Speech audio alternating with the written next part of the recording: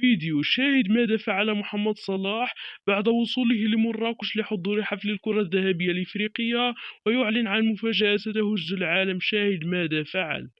ولكن قبل أن نبدأ، إذا كنت تتفق بأن رياض محرز هو أفضل لاعب إفريقي فيرجى الإعجاب بهذا الفيديو وتعطير فمكم بالصلاة على رسولنا الكريم.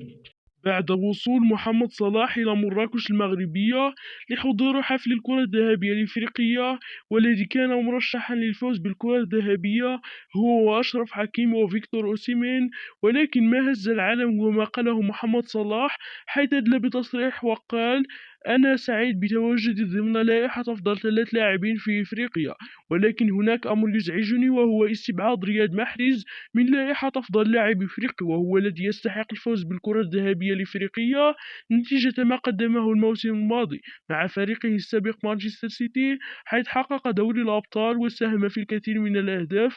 ومع كل هذا تم استبعاده. هذا ظلم كبير لصديقي رياض محرز، ولن نسامح فوزي القجع وعصابة الكاف على هذا الفساد.